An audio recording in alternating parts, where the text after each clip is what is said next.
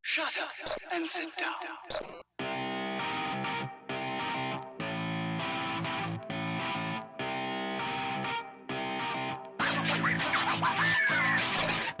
Hey, and welcome to the Freja MMA podcast, where it doesn't matter if you're a casual fan or a championship fighter.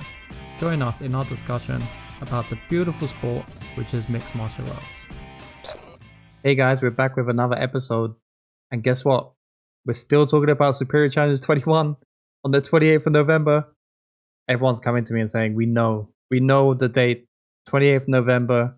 We've already bought the pay-per-view. We're already going to see it. But trust me, you don't want to miss this. Superior Challenge 21 on the 28th of November. Elite Swedish MMA on your TV screen. Today, we're talking to another fighter that will be fighting on that card, Bartosz Wojcikiewicz. Hope I got the name right.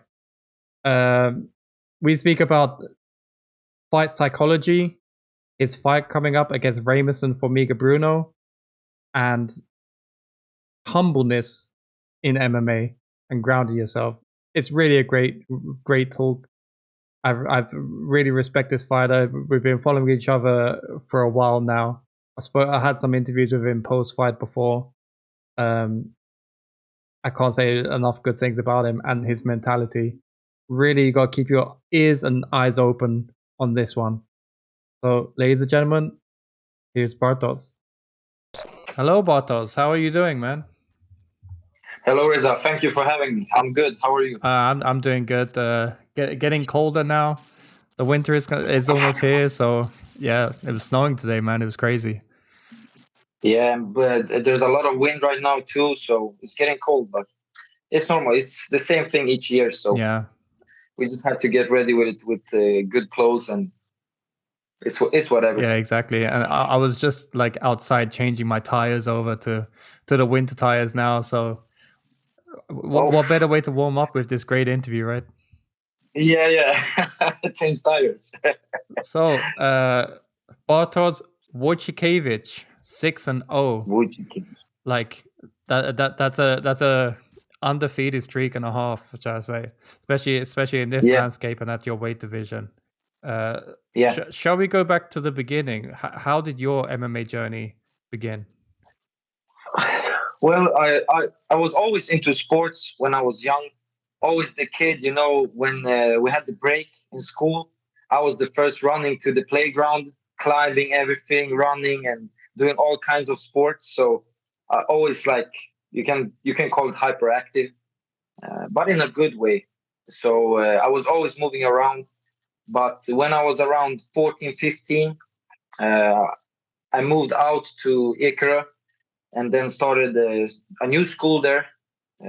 So in 7th grade, and then I met a friend over there. He's my friend now. So he said he's training MMA in Solna, and that's where I train now. So it's sports of fighting. So he told me to why not try? I was always sometimes not fighting all the time, not like that, but I didn't mind the fight, of course. So it was always exciting, but I tried Thai boxing like a little bit before, but I hurt myself. I think the third training or something like that. So I quit, and it was like, okay, maybe this is not for me. But then he asked me to go and try out MMA, and I was like, this is something new, so why not? And from there, I just kept training. I noticed I got better and better. Started competing in grappling, and the snowball just rolled from there. So now I'm here. Yep, now you are here and you got a fight coming up, finally, something that is booked. Superior Challenge 21 on the 28th of November. I'm going to keep saying the date so that everyone remembers that as well. Let's talk. Don't forget, 28th November. Yeah, links are going to be down below and everything. So everything is down here. So you'll be fighting Ramison Formiga Bruno.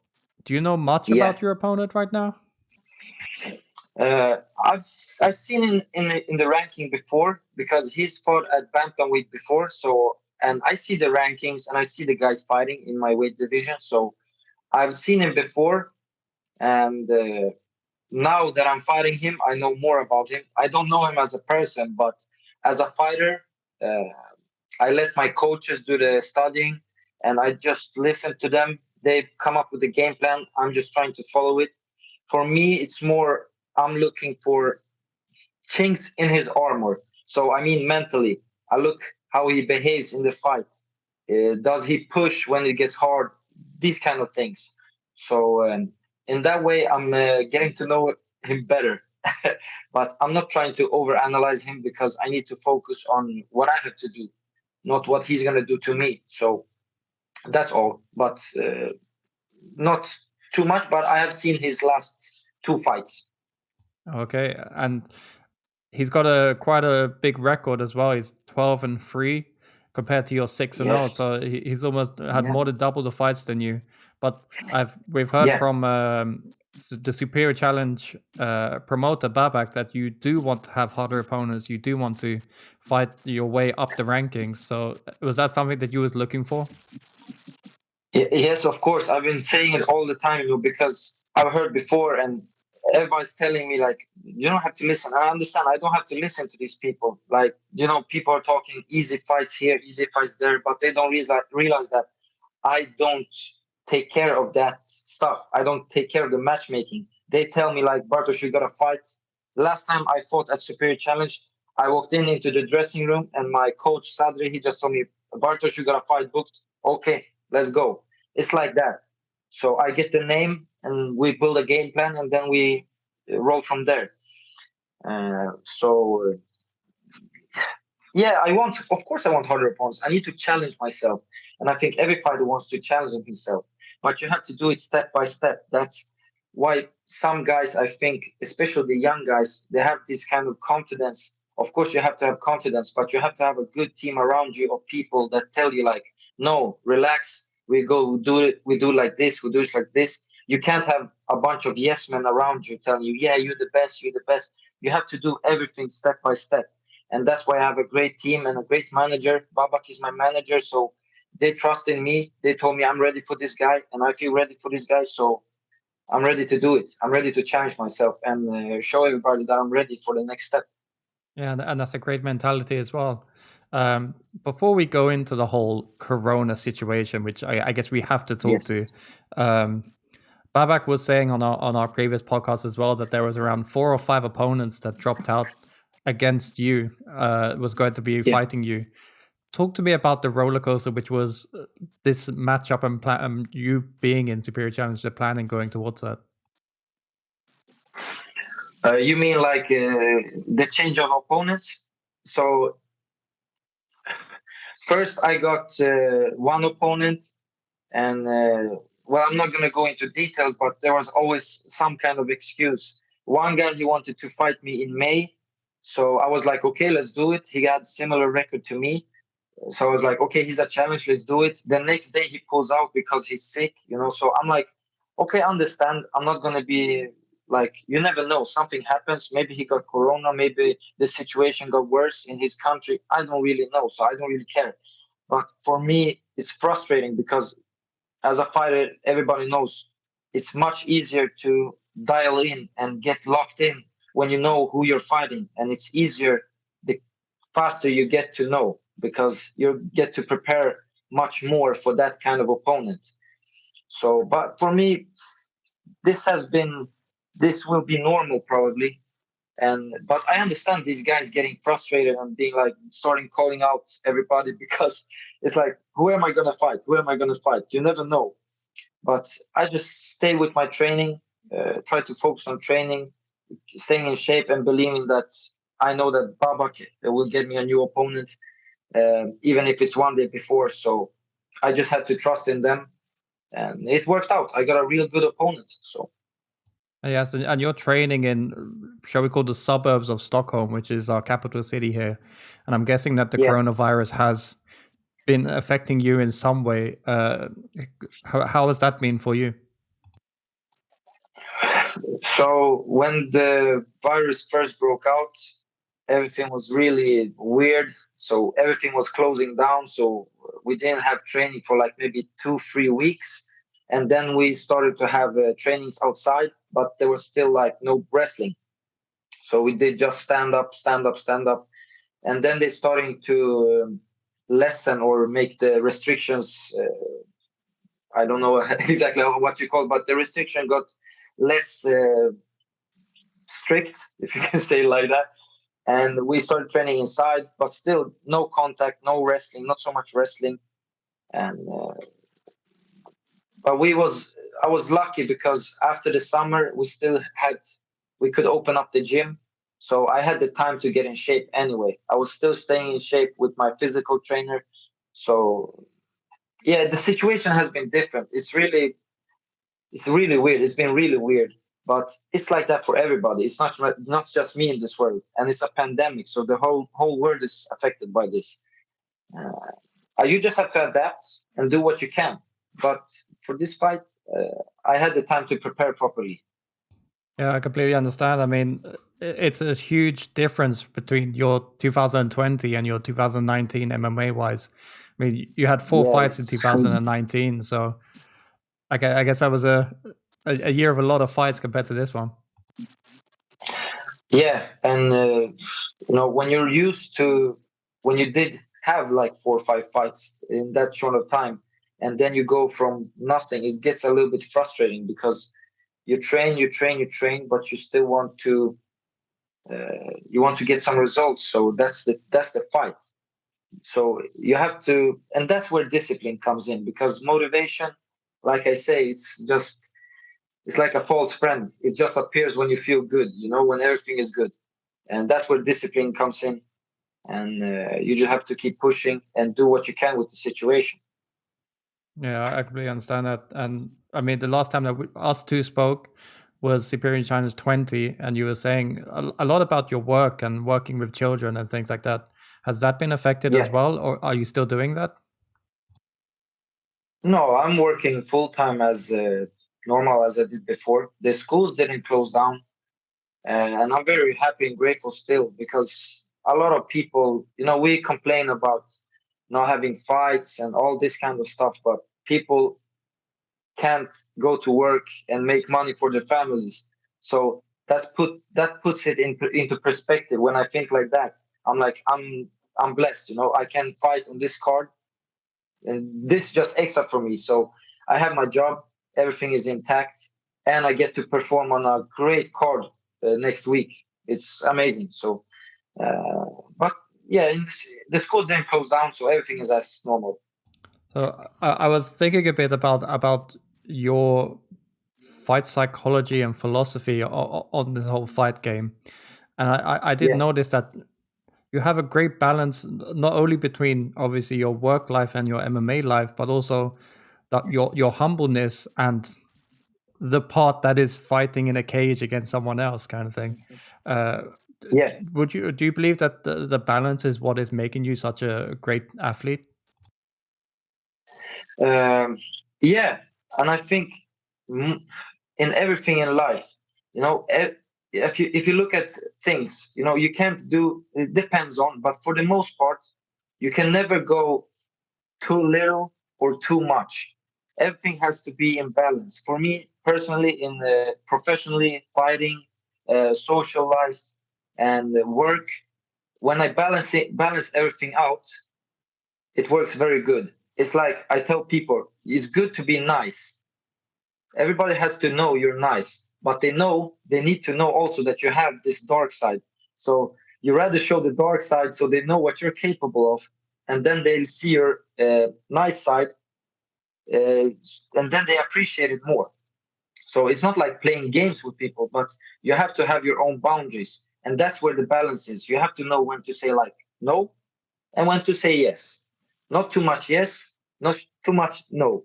So I hope that explains it a little bit. But if I can say it in a couple words, it's just keeping balance in everything. Just keep a balance. I hope everyone watching has noted that down there. A little bit of inspiration there for the future. Yeah, and I hope my English is enough here, because it's a long time since I've been talking English. You remember everything, the highest grades in high school, but when you stop talking so much, so I hope it's enough. I guess you got to be getting more interviews with us then. Yeah, I need to get more podcasting. Yeah, exactly. But yeah, as I said, four fights last year. I mean, would that be seen as a normal year for you, or was that a year of okay, this was a lot kind of thing? Uh, it was intense, but it was good. It feels good. I'd rather be that active than doing like 1 or 2 fights per year. So 4 is perfect. That's the perfect balance. You don't want to go too much. It all depends on how you feel. If you feel good, keep going. If you feel like, okay, I have injuries or something, a bigger injury or more serious injury, then you have to take care of it. But if you feel fine, you can go. You can go. So, but it was intense, especially there between the one in Gävle, Galan, Lord of the Cage, and the Superior Challenge one in May. That was intense, but I think it's good. It was a good fight for me. Both fights were good. So, but you can definitely feel it physically sometimes, especially if you have to cut weight like me. So, but it was good. Better that than less fights. Well, you're 1 week out of the fight now, and you're looking in pretty healthy shape. How much Yeah. weight cut? How much is on a weight cut for you normally? So usually before fights, I weigh around maybe 71, 72. That and 72 is my max because if I'm going over, it's not good. But But it's not often because I'm in shape often. So if I'm 70, 71, I'm in good shape. And but going into 2 weeks before, I weigh around 68 and 67. so the 72 that would be around Christmas time, I presume. Yeah, maybe when you go to Poland and you let your grandmother feed you. So yeah, you can't say no. When they come with two times, I have to eat all the food. I can't say no. So are you? Was you born in Poland or was you born in Sweden? I was born in Poland. I came to Sweden when I was 6 years old. Okay, what part of Poland are you from? I'm from Gdynia, Poland. So the biggest city. When people don't recognize the city, I I tell them it's close to Gdansk. So that's the biggest city, and most people know it. So that's very close. It's the north of Poland. Yeah, I've been there. It's one of my on my list of places that I like to enjoy going to. So yeah, you were saying that you've been looking at the rankings quite a bit, especially going with your fights. What rankings is that? Topology rankings or what? Yeah, for the most part, it's Topology Rankings. So that's the best website I think to check out the rankings. Um, but I've seen him. If we're talking about Remison, I've seen him fight. One time he fought against Wilbert. When I was looking at Wilbert's tapes, like his fights, I saw the fight against Remison. So that's where I recognized him from. And yeah, so that's where I got it from. Yeah, and a shout out to Topology there. So Yeah, on that, you are the fifth ranked bantamweight in the Nordic of Europe. There's a yeah, couple of Swedes on that list. Bernardo Sapai is number 6, and Fernando Flores is yeah, number 4. Have you been looking yeah, into any of those for a little bit of a Swedish derby, maybe a Superior Challenge? yeah. I've seen these guys. Of course, Fernando is good. Bernardo also up and coming, good fighter.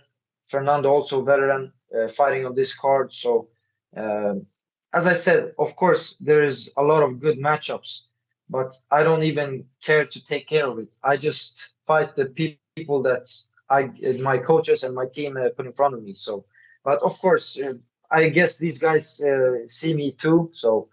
Uh, there's so many fights to make. There are so many people to fight. I can't fight everybody, and everybody can't fight me. So we'll see. Everything depends on. I have to win against Remison, so I can't look past him before I start looking at anyone else. So we'll see. You never know. So with not naming any fighters, how do you see your future going to your MMA legacy and where you want to end up? It's I know exactly where I want to go. I want to go to the UFC, and that's where I want to end up. And being the trying always to become better, and talking about the legacy. No, you just want to show everybody who you are uh, as a fighter. Of course, I like to fight. I love to fight. I love to perform in front of crowds. But nowadays, also, you have to be you have to have some better role models. I don't tell people, I'm not perfect, but in this world is going a little bit crazy right now. So you have to show the young guys too that just keep being yourself and do your thing. You don't have to go out your way to be somebody else for people to see you, for you to make money or to get some kind of attention. So for me, it's just fighting, getting to the UFC. That's my goal. I locked in on that when I started fighting professionally, and that's the only path I want to go. And I'm on a good way right now. So Yeah, definitely undefeated. You can't say anything else other than that. oh. So your fight name, the Destroyer, is that still running now? That's an interesting story because a lot of people are like, a lot of people, everybody, they're saying you can't give yourself a nickname. The coaches have to give you a nickname. But I get so many different types of names all the time. In training we talk shit with each other and we give each other nicknames. So when I was fighting in Gävle, I was fighting Nazari Daniluk. I hope I pronounce his name right. And the announcer came down to me and he told me, I'm warming up and I'm feeling, I'm dialed in, I'm ready to go. And my punches were crisp. I felt really explosive. And he was like, do you have a nickname?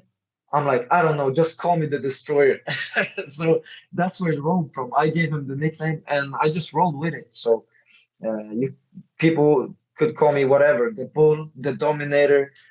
You never know. So that was just maybe it's good for entertaining purposes because when people see somebody that's called the Destroyer, they want to see him fight. So I have to live up to it too, of course. So I just roll with it. You may have seen one of our posts recently. We christened you with a new fight name, which is Bad Luck Bartosz, because of all of these fighters that are jumping out of that. Maybe that one could work. Yeah. I don't know. I've had so many different examples. People tell me, call yourself this, call yourself that. I'm like, let's just roll with this one. I feel like that, and I've been performing like that lately, so I keep rolling with it. We never know. Maybe I'll change it later. So you're with Superior Management, like you said, with Babak and Forza Fighting in Solna. Let's talk a bit about teamwork because a lot of new people to the sport don't know that there is a lot of teamwork behind MMA. What is teamwork for you in particular? Teamwork.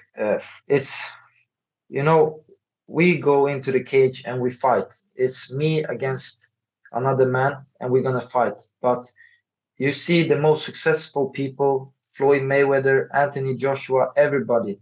Look at what they have outside of the ring, what kind of team they have. So it's very important. I learned that from, of course, the greats. When you watch people like, why do they succeed? Of course, because they have a great team and loyalty also. I've been training at Forza Fighting 9, 10 years now, and that's where I always will be training. I will never change gyms. Doesn't matter what you offer me for money, anything. I will never, because they put me where I am right now. So loyalty is number one, and having good people around you that tell you when you have to stop, you have to go. Like I said before, You don't want to have a bunch of yes men around you that hype you up and be like, you are the man, you're the man. You have to people that not put you down, but put you in your place also sometimes. Because as all humans, we need it sometimes. Because after a win, you're all hyped up, you're ready to go. But when it settles down, you start thinking like, okay, maybe I shouldn't have said it. So it's important to have people around you that you trust, and it's everything for me. The team I have put together, like my coaches, uh, my physical trainer also is part of my team. They have done so much for me. I can't even explain. It's hard to put in words. It's everything for me. A team outside of the ring is really important. It's really important. And the young guys that are starting to come up now, they have to realize it too. You can be a superstar and everything, but you have to stay loyal to your team. And yeah, nothing much more to say that. Be loyal to your team. They brought you there. You can't you can't go if you went from the bottom with a team to the top and then you leave them. That's for me the worst. It doesn't matter if you're the champion or whatever. That's the worst thing you can do.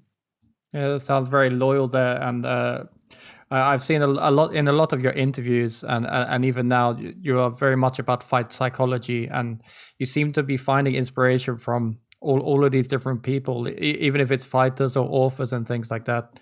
Uh, Yeah. so just tell us a bit, where is all this inspiration coming from? What are some of the people that come into your mind when you think about inspiration? Oh yeah, that's really hard. Maybe you'll have to cut here, so because I had to think some, No but problem. just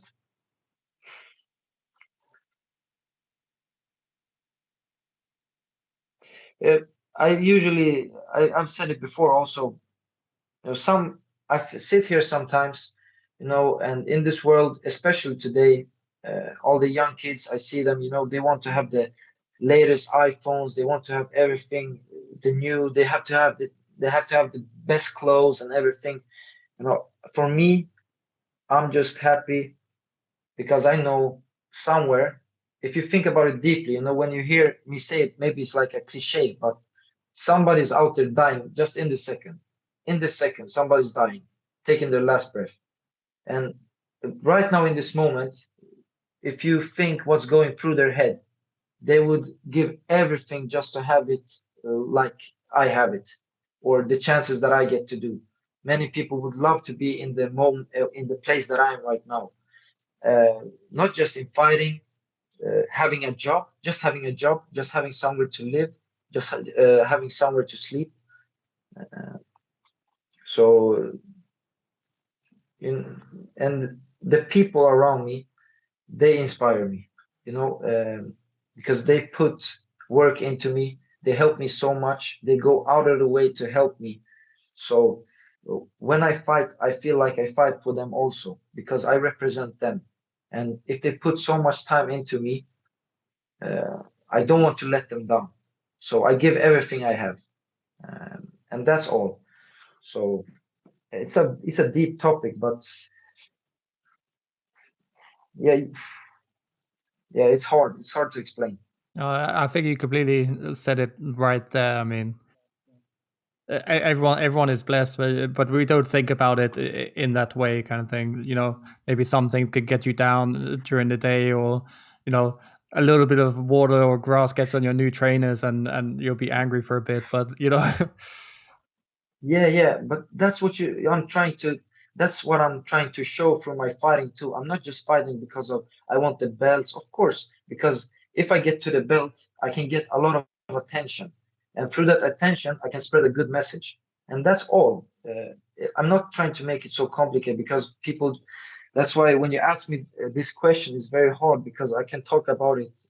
I have to think about it a little longer time, a little bit deeply because you fight for so many things. Of course, I want money because you want to live off uh, fighting so you can train properly. But yeah, just that. And especially in the social media age right now, everybody's on the Instagram, everybody's living a great life, everybody's flashing and taking pictures and oh, how great I am, how good I'm looking. And these young kids, especially these young kids, they see this and they think like I'm not good enough. because all these young kids, they are in their phones all the time. They can't even go through a stop. It's green and they're like looking through their phones. So they all the time they're in their phones. I feel guilty as well there. So yeah, it's some, when you're changing music, I'm not perfect. Me too. Just because I'm saying this doesn't mean I make these mistakes. Yeah. I'm just human. We're all humans. We all make mistakes. So we just have to live and learn. That's all. Yeah, and that's inspiring to everyone. I mean, a little bit of a backstory. But when I started Freja MMA, it was just to give people a platform. It was just to give people, there is a lot of bad eyes on the sport that feel like it is just a violent, brutal fight, for people's entertainment, or maybe people like to hurt people, but it's not that. Like you're saying, you're using it as a platform to reach these people that you're trying to help. Exactly. So thank you for saying that as well. Yeah, and thank you for having me on this podcast. I've been waiting to get on this podcast a long time now. You know it. Yeah, I've been waiting. I've been waiting for your fight. I've been waiting for your fight, Yeah. but now we're here. Superior Challenge 21, 28th of November. What should the audience expect from this fight against Remis and Bruno? If you want to watch MMA, if you love MMA, then I mean grappling, I mean striking, explosiveness, athleticism. If you want to be entertained, tune in, because my talking I don't like to talk too much about my fighting. I let it fly in there, and everybody knows it. And that's not just me talking. You can watch my fights if you don't believe me. There's always action, and I show all the MMA skills I can. Just tune in. The card is packed. Look at the main event, the co-main event. Me and Carl, you have the Harila against the Westlund, and the whole undercard. You have also a lot of people. So it's just a great card. I think the Swedish people need to appreciate this card and tune in and watch the whole card. Yep, Swedish, international, English, everyone tune in. Superior Challenge is available everywhere.